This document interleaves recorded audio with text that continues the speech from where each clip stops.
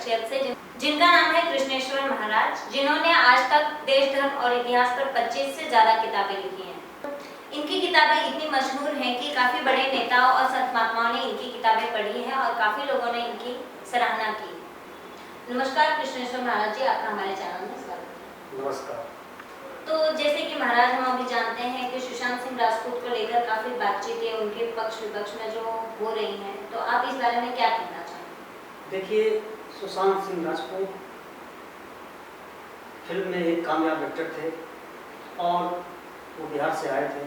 मैं भी बिहार का ही रहने वाला हूँ, मेरा जिला भी और उसके पास के ही जिले का मैं भी रहने वाला हूँ। देखिए, सुशांत सिंह राजपूत टीवी सीरियल और पिक्चर में काफ़ी कामयाबी हासिल किए। उनके धोनी, महेंद्र सिंह धोनी पिक्चर या केदारनाथ पिक्चर बहुत हिट रही और बेचारे पिक्चर में तो काफ़ी कामयाब है, लेकिन अपने रियल जीवन में असफल रहे थे। उनको अपने जीवन कैसे जीना है उसके बारे में उनको पता नहीं था और इसकी वजह से उन्हें मौत का शिकार होना पड़ा। जगह कई बंगाल की जो फिल्मों में स्ट्रगल करने वाले लड़कियों को मैं देखता हूँ और किस तरह से वो लड़कों का यूज करते हैं, और खास करके दूसरे प्रांत के जो लड़के लोग होते हैं वो तो झेल लेते हैं, वो तो बर्दाश्त करते हैं। बिहार के लड़के सीधे साधे भोले वाले होते हैं, वो जो होते हैं ना वो उसको झेल नहीं पाते। उनका ऐसा आता है कि उस तरह से इसी तरह से ऐसे तो पुलिस को भी कब्जा कर लेते हैं, पुलिस को अपने इसमें ले लेते हैं, अपने हाथ में रखते हैं, भागने को मौका तक नहीं देते हैं और हमेशा उसको मतलब कि प्रताड़ित करते हैं, जिसकी वजह से या तो बिहार के लड़के ऐसे होते हैं या तो उसको सब वो अगर ऐसे माहौल में अगर फंस जाए तो सीधे साधे होते हैं, या तो मर जाएंगे या तो मार देंगे। और यही काम सुशांत सिंह राजपूत के साथ भी हुआ। सुशांत सिंह राजपूत उसको झेल नहीं पाए। तो महाराज जी, जो कंगना रनावत जी को लेके जो विवाद, जो प्रकरण चल रहा है, उसके बारे में आपका क्या कहना है? देखिए, कंगना रनावत ने जो आज सुशांत सिंह राजपूत के लिए और नेपोटिज्म के लिए और कई तरह के मुद्दे जो उठाए हैं, ये काबिल तारीफ है और तारीफ करने लायक है। और उन्होंने भी काफ़ी स्ट्रगल किए और काफ़ी मतलब कि नेपोटिज्म का सामना करना पड़ा। जब शुरू में वो बम्बई में आए थे तो उनको काफ़ी संघर्ष करना पड़ा और काफ़ी दुख झेलना पड़ा था। और ऐसा भी उनका कहना है कि मैं जो है सो मतलब एक एक्टर ने मुझे हाउस अरेस्ट कर लिए थे और काफ़ी प्रताड़ना किए थे, फिर पुलिस की मदद से मैं कैसे करके वहाँ से निकली। ये बात भी सत्य है, क्योंकि फिल्म इंडस्ट्री में ऐसा होता है। मैंने तो खुद देखा है बम्बई में कि एक प्रसिद्ध अभिनेत्री जो टॉप पे पहुँचे हुए अभिनेत्री जो है वो टॉप पे पहुँचने के बाद ही हाउस अरेस्ट हो गई थी, लेकिन चूँकि मेरा पहचान की थी और उससे मेरा सहानुभूति था, उसको मुसीबत से मैं उसको बर्बाद होते देखना नहीं चाहता था। इसके लिए करके मैंने काफ़ी संघर्ष किया, काफ़ी बोला, उसके आदमियों को काफ़ी भड़का, यहाँ तक कि गाली और गोली हर एक चीज़ से उसको समझाया। फिर चाणक्य नीति शास्त्र के छात्र से उसको जो है ना उसके आपस में झगड़ा लगा करके उसको उससे छुटकारा दिलवा दिया और आज वो सुखी है। आज फिल्म लाइन से मतलब कि मैंने उनको जो भी बोला था फिल्म लाइन छोड़ दो और शादी कर लो और घर अच्छा जीवन व्यतीत करो, और उन्होंने मेरा कहना मानी और वो सुखमय जीवन जी रही है और आज शादी करके सुखी है। इस तरह से कंगना रनावत को भी ये संघर्ष झेलना पड़ा। कंगना रनावत स्ट्रगल के समय में वो झेली थी और मैंने टॉप के अभिनेत्रियों को देखा और बड़ी मुसीबत से उसको मैंने निकाला। तो कंगना रनावत जो आज मुद्दा उठा रही है उस मुद्दे में सच्चाई है, क्योंकि वो जो मुद्दा उठा रही है कि भाई सुशांत सिंह राजपूत जो आज मतलब कि रिया चक्रवर्ती जैसे बंगाल की लड़की ड्रग एडिक्ट के शिकार हो गई, दूसरा क्या है नेपोटिज्म का भी शिकार उनको होना पड़ा। यहाँ तक शाहरुख खान वगैरह सब जो शाहिद कपूर ने एक कारण जो है फंक्शन में बुला करके उसके काफ़ी बेइज्जती किए थे और उसके बाद में ये किए थे, तो इस तरह से ऐसा किए थे। लेकिन जब साथ ही साथ कंगना रनावत को ये भी जानना चाहिए, क्योंकि क्या होता है कि जब आप कंगना रनावत को ये समझना चाहिए कि जब आप हम मुद्दा उठाते हैं तो हमें बोलने का संयम में रखना चाहिए। अगर हम बोलने का संयम नहीं रखेंगे, अब वो जैसे भी यहाँ पे विवाद हुआ कंगना रनावत को, उसने उद्धव ठाकरे या शिवसेना वगैरह को या पुलिस को, बम्बई पुलिस को उसने दोष दिया, आदित्य ठाकरे। ठीक है, बम्बई पुलिस ने तो गलती किया जिसकी वजह से सीबीआई है, लेकिन उन्होंने इस तरह से बोला कि बम्बई और महाराष्ट्र एक पाकिस्तान हो गया और पीओके हो गया। तो उनको पीओके हो गया तो कोई अगर इसको ये समझना चाहिए कि अगर ये पीओके है तो पूरा हिंदुस्तानी पाकिस्तान हो गया। इसका मतलब क्या, नरेंद्र मोदी पाकिस्तान के प्रधानमंत्री है, भाई पीओके तो पाकिस्तान में है। तो इसके लेकर के उनको बोलने से ऐसा नहीं बोलना चाहिए। और दूसरा इस चीज़ को शिवसेना वाले को भी जवाब देना चाहिए कि भाई अगर वो मतलब कि तुम बोलती हो कि बम्बई और महाराष्ट्र पीओके हो गया, तो तुम्हारा हिंदुस्तान ये पूरा देसी पाकिस्तान हो गया, क्योंकि पीओके तो पाकिस्तान में है। दूसरी बात ये है कि कंगना रनौत ने ये भी बात बोल करके विवाद खड़ा कर दिया कि इन्होंने बोली कि मैं बम्बई आऊँगी, जब शिवसेना वाले ने धमकी दिया इसको नहीं आने के लिए, तो इन्होंने बोली कि अगर मैं बम्बई आऊँगी और जिसको उखाड़ना है उखाड़ लो। तो ये भी एक विवादास्पद बातें था, जिसकी वजह से कंगना रनौत को झेलना पड़ा। और उसके बाद धमकी हुआ और शिवसेना वाले जो है उद्धव ठाकरे या संजय राउत ने गलत बयान दिए। पहले तो बोले कि इस हरामखोर सब संजय राउत को बोलना ही नहीं चाहिए, ये बहुत अपशब्द बातें है। और एक प्रसिद्ध अभिनेत्री को जो नेशनल अवार्ड भी ले चुकी है, उसके बारे में ऐसी बातें नहीं बोलनी चाहिए, उनकी तो गलती है ही। दूसरा, और उखाड़ने वाली बात या पीओके वाली बात इनको भी नहीं करनी चाहिए, जिसकी वजह से इन्हें मतलब शिवसेना का शिकार होना पड़ा और वहाँ के नेताओं का शिकार होना पड़ा और उसको बम्बई नहीं आने का धमकी दे दिया, जिसकी वजह से फिर वो बम्बई जब आई तो उसके पहले आने से पहले ही उसका जो है घर को तोड़ दिया बीएमसी वाले ने, क्योंकि बीएमसी जो है शिवसेना के अंडर में है। और शिवसेना के अंडर में होने की वजह से उद्धव ठाकरे या संजय राउत का ही अंदर मतलब ये था कि इसको तोड़ दो। जो भी है, अभी तो कोर्ट में मैटर चल रहा है। इसीलिए देखिए, चाणक्य नीति शास्त्र में ऐसा बोला गया, कंगना रनौत को ये जानना चाहिए कि चाणक्य नीति शास्त्र में ऐसा बोला गया है कि अगर दुश्मन ताकतवर हो तो उससे समझौता कर लेना चाहिए, समय के साथ समझौता करना चाहिए, क्योंकि संधि जरूर करना चाहिए अगर दुश्मन ताकत उससे लड़ने से। क्योंकि उसको ये भी जानना चाहिए कि चाणक्य नीति शास्त्र में ये भी लिखा है कि उस समय उस परिस्थिति में अगर ताकतवर समझौता करके उससे संधि करके और सही समय अवसर आने की प्रतीक्षा करना चाहिए। और आज वही कंगना रनौत को भी करना चाहिए था, और उन्होंने अगर वो करती तो आज ये विवाद खड़ा नहीं होता है। उनको ये भी पता होना चाहिए कि मुझे बम्बई में आकर फिल्मों में काम करना है, बम्बई मेरी मतलब की कर्म भूमि है और इसकी सरकार है, शिवसेना की सरकार है, और महाराष्ट्र उद्धव ठाकरे का शिवसेना का सरकार है, और वो पुलिस भी उसके अंदर में, सब कुछ उसका है। और ऐसे में हम लड़ करके उससे मुकाबला नहीं कर सकते। अब जब उसकी सरकार चली जाए या मतलब उसकी सरकार नहीं हो, फिर उसके बाद सभी समय आने पर उसको जवाब देना चाहिए। चाणक्य नीति शास्त्र में यही बोला गया, उस नीति को फॉलो करना चाहिए। तीसरी बात यह है कि कंगना रनौत जब मुंबई से वापस गई तो फिर उन्होंने एक और भी विवादास्पद बयान दे दी, जिसमें उन्होंने बोली कि मैं छतरानी हूँ और मैं झुकूंगी नहीं, सर कटा लूँगी, मैं झुकूंगी नहीं। ये भी चाणक्य नीति शास्त्र के विपरीत है, क्योंकि सर कटाने से कोई समस्या नहीं होता है। जब देश गुप्तवंश के पतन, जब तक चाणक्य का नीति चल रहा था, 1000 साल तक देश संगठित और ताकतवर था, और गुप्तवंश के पतन के बाद यही ऐसे राजपूतों का शासन हो गया था और छोटे छोटे राजाओं में बढ़ गए थे। इनको शासन करने आता नहीं था और उसके बाद आपस में लड़ते रहते थे और सर कटा लेंगे लेकिन सर झुकाएंगे नहीं, आपस में लड़ना शुरू कर देते। नतीजा क्या होगा, मुसलमानों इसको गुलाम बनाएंगे। तो इस तरह से सर कटाने से नहीं होता है, समय के साथ समझौता करना चाहिए ये। और दूसरा क्या है, झांसी की रानी लक्ष्मीबाई ये खुद अपने आप को कहती है कि मैं झांसी की रानी लक्ष्मीबाई हूँ। झांसी की रानी भाई लक्ष्मी तो ब्राह्मण थी और पेशवाई भी ब्राह्मण थे, वो जो गंगाधर राव थे वो तो पेशवाई थे, ब्राह्मण थे। इसको भारतीय नारी बोलना चाहिए। अगर तुम छतरानी हो तो तुम रानी पद्मावती से तुलना करो, जिन्होंने मतलब अलाउद्दीन खिलजी के सामने पति के मतलब आधिक्यता स्वीकार नहीं की और उसको अपने आप सपुर्द नहीं की, और मतलब कि उसके अपने पति के मरने के बाद वो खुद आपके हवाले कर दिया। रानी दुर्गावती जो राजस्थान की रानी थी, जो बादशाह अकबर के सामने झुके नहीं, वो भी छतरानी थी, राजपूत थी, और लेकिन वो सर कटा ली, अपने आप को खत्म कर लिया, उसके सेना ने उनको मार दिया, लेकिन अधिकता स्वीकार नहीं की।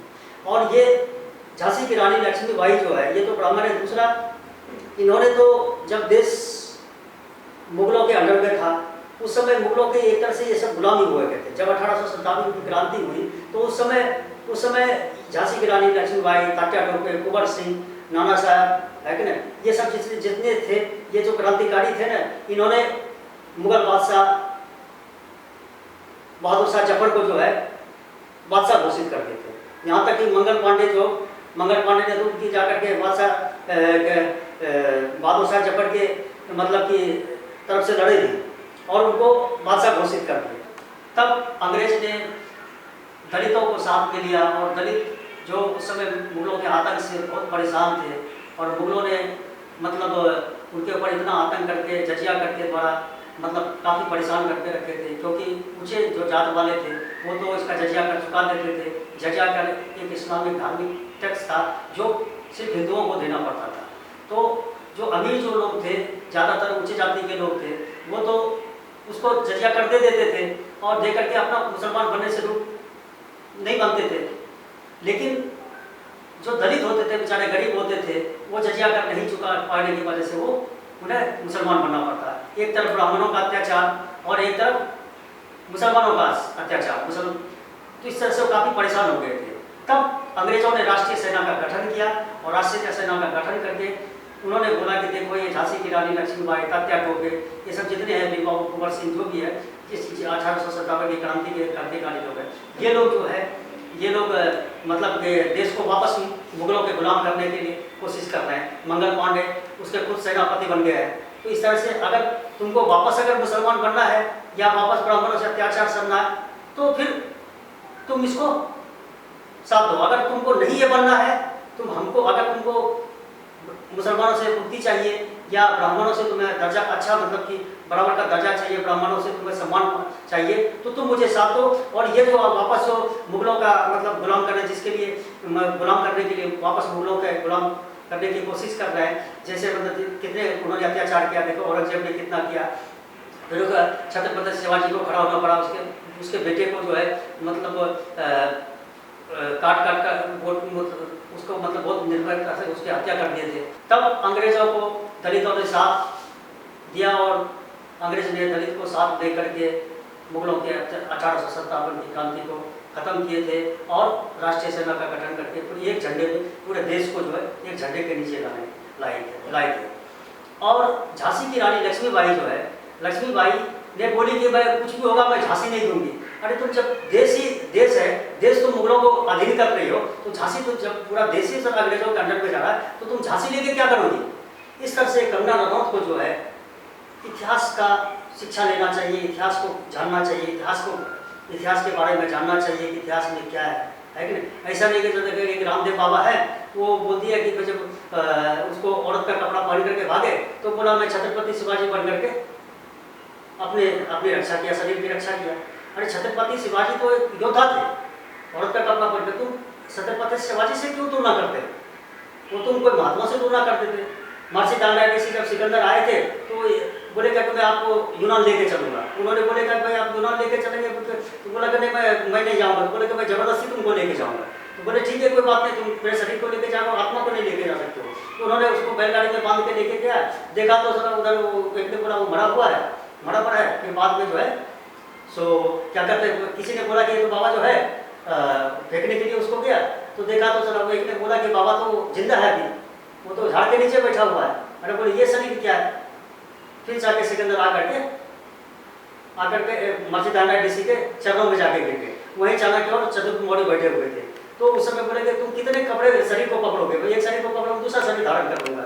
इस तरह से जो है ना उन्होंने मतलब कि ऐसे चमत्कार किए। अगर इसको चलो महर्षि दानवेदी जैसा योगी महात्मा नहीं थे तो कम से कम शिवाजी महाराज तो एक राजा थे, और राजा तो क्या है, लड़ता है देश के लिए, मतलब को देश के लिए लड़ता है, शरीर के लिए होता है। वो योगी तो होता नहीं, कोई महात्मा तो होता नहीं। या इसको किसी महात्मा से तुलना करना चाहिए? तो शिवाजी महाराज से तुलना करने की जरूरत है, राजा से तुलना करने की जरूरत क्या है? तो इस तरह से ऐसे तरह से इतिहास धर्म नहीं ऐसे रामदेव वगैरह है और योग भी सिखाता है, तो योग का भी उसको मतलब नहीं रहता है। तो शरीर के चलो ठीक है, वो दवाई वगैरह बेचते हैं। इस तरह से कंगना रनौत को फिल्मों में तो काफ़ी कामयाब हो गई, अच्छा मतलब उन्होंने फिल्मों में काम की। मैं बहुत खुशी हूँ कि आगे अच्छा राष्ट्रीय अवार्ड मिली है उसको। लेकिन इतिहास के बारे में उनको सही से, धर्म के बारे में, इतिहास के बारे में सही तरह से उनको जानकारी होनी चाहिए। राष्ट्रीयता क्या है? अगर राष्ट्रीयता के मुद्दा उठाती है तो राष्ट्रीयता के मुद्दा भी उसको जानना चाहिए कि राष्ट्रवाद क्या होता है। अब राष्ट्रवाद का पता ही नहीं है और मैं झांसी की रानी, मैं छतरानी हूँ, सर कटा लूँगी और सर झुकाऊँगी नहीं, उसको थोड़ा चाणक्य नीति शास्त्र भी पढ़ना चाहिए। वो मेरी कंगना रनौत से विनती है कि वो इतिहास को पढ़ा नहीं है तो सर मैं उसको सिखा दूंगा, मेरे से वो सीख सकती है। शिवसेना वाले को भी ठीक तरह से समझ नहीं है, वो भी कंगना रनौत के मुद्दे पर कोई कदम उठा दिए और कंगना रनौत से लड़ने के लिए खड़े हुए। बात ऐसा था कि उन्होंने सिर्फ थोड़ा मुंबई को मतलब मुंबई पुलिस को गलत बोल दिए थे, और ये बात तो सही बात है कि सुशांत सिंह केस और दिशा सालियान के केस में जो मुंबई पुलिस का जो रवैया रहा है वो सब लोग उसकी निंदा करते हैं, लेकिन अगर कंगना रनौत ने कर दिया तो कोई गलती नहीं किया। साथ ही साथ शिवसेना के नेता उद्धव ठाकरे जो सुप्रीम नेता है उसके बारे में कंगना रनौत ने तू शब्द का इस्तेमाल कर दिया तो शिवसेना के नेता लोग संजय राउत या कोई भी हो सब उनके ऊपर भड़क गए। ये तू शब्द बोला तो सिर्फ शिवसेना के नेता को बोला, तो प्रमुख नेता को बोला तो लड़ गए। इस यहाँ पे ये जो शिवसेना वाले जो जिसको मानते हैं आराध्य देव है, जो मतलब देवी देवताओं का जो नंगा तस्वीर बनाए थे मकबूल फिदा हुसैन ने, या जाकिर नाइक जो हिंदू देवी देवताओं के बारे में गलत बातें करते थे, लेकिन इतना उन्होंने गलत काम बम्बई में रह करके उन्होंने गलत किए, लेकिन कभी उसके लिए तोड़ फोड़ या उसका कैंप बंद नहीं करवाया। और यहाँ तक कि बाला साहब ठाकरे जो है, जो मतलब अपने हिंदुओं का मतलब कि सबसे बड़ा हिंदू हितैषी समझते थे, जब वो मकबूल फिदा हुसैन मरे तो उसके बाद उन्होंने खुद उनको पिकासो बोल दिया कि बोला ये महान चित्रकार है, जबकि सबने पेपर वाले ने भी बुराई किया था, बल्कि मकबूल फिदा हुसैन मतलब ने इतना हिंदू देवी देवताओं का नंगा फोटो किया, लेकिन आज तक किसी ने कुछ नहीं किया। यहाँ तक कि आरएसएस के जो नेता है, 2 मिनट, यहाँ तक कि आरएसएस के जो नेता है वो भी आरएसएस के प्रमुख नेता मोहन भागवत ने भी बोल दिया कि भाई अगर वो आना चाहे यहाँ पे रहना चाहे तो रह सकते हैं आकर। इस तरह से ऐसे हमारे हिंदू नेता होते हैं जो सिर्फ उनके अपने नेताओं के बुराई कर दे।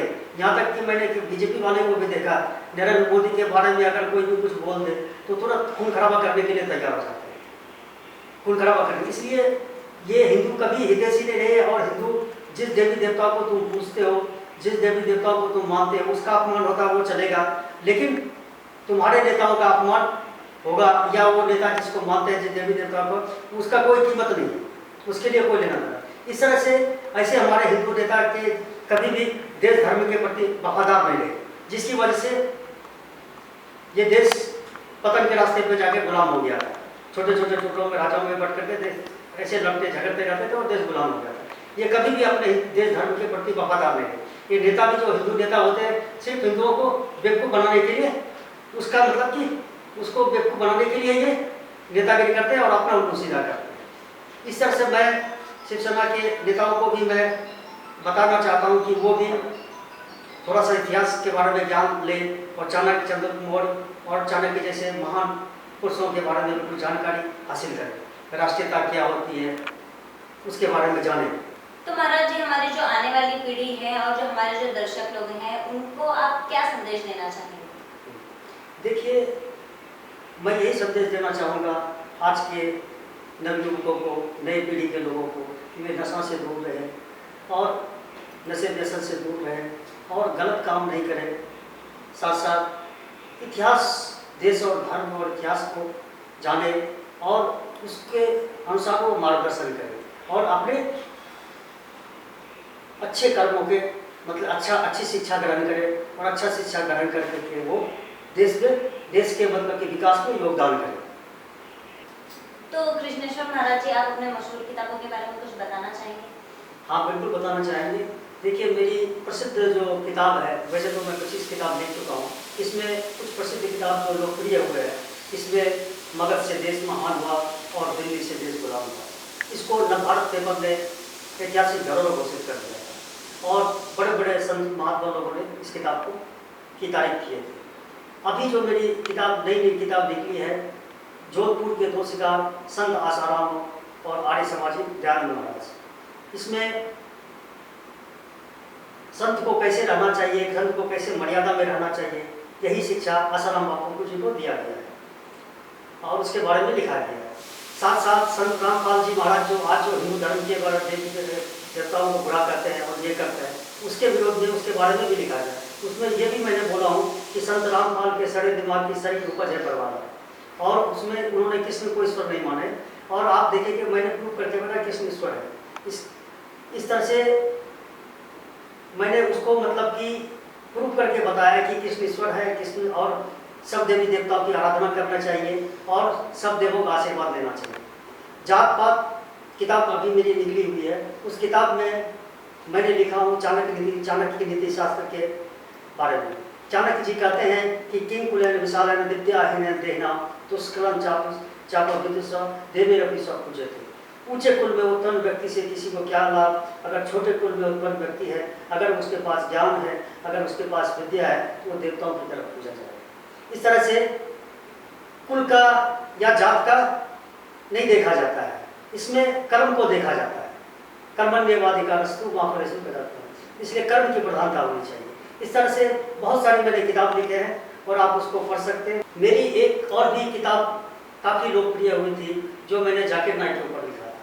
जाकिर नाइक को मैंने वो किताब पोस्ट के द्वारा भेजे भी थे और उनके आदमियों को मैंने भड़के भी थे और उसको बोला भी था कि कुछ दिन के बाद तुम्हारी दुर्गति हो जाएगी। उसके बाद उसको वहाँ से भागना पड़ा। इस किताब में भी सच्चाई लिखी, सच्चा ज्ञान ये किताब है, और इसमें जाकिर नाइक ने जो इसके गलत तर्क और राक्षसी सोच जो है उसको उजागर किया गया। तो इसमें जाकिर नाइक के बारे में ये लिखा गया, जाकिर नाइक बोलते हैं कि मलेच्छा का अर्थ जो है फॉरनर बोलते हैं। फॉरनर मलेच्छा का अर्थ नहीं होता है, फॉरनर जो होता है फॉरनर नहीं होता है। एक्चुअली चाणक्य नीति शास्त्र में बताया गया कि स्पष्ट बताया गया कि मलेच्छ का अर्थ बताया गया। वापिक ऊपर डागारामाना सर्वेश्वरम उच्छेद निराशंका स्व विप्रो मलेच्छ उच्चते, यानी ब्राह्मण को भी मलेच्छ बोला गया है जो गलत काम करता है, निंदनीय करता है, या मंदिर में दी हुई दान को हड़प लेता है, मंदिर की दी हुई जमीन को हड़प लेता है, मिथ्या भाषण करता है, व्यभिचार करता है और गलत काम करता है, इसलिए स्व विप्रो, ऐसे ब्राह्मण को भी मलेच्छ बोला है। ऐसे भी भागवत में आदि शास्त्र धर्म ग्रंथों में जो है उसमें मलेच्छ के बारे में उसको एक्चुअली गंदे और अपवित्र बोला जाता है। ये जाकिर नाइक ऐसी गलत बातें करते हैं कि इसको मलेच्छ का फॉरनर बोलते हैं। इस तरह से कई तरह के उसमें बातें उसने कल्कि का बोला, भागवत में लिखा है कि कल्कि हजरत मोहम्मद ही थे, जबकि कल्कि अवतार जो हुआ था, कल्कि का जो अवतार है उसके बारे में भी लिखा हूँ मैंने। कृष्णेश्वर महाराज जी, हमारे चैनल में आने के लिए आपका बहुत बहुत धन्यवाद। नमस्कार।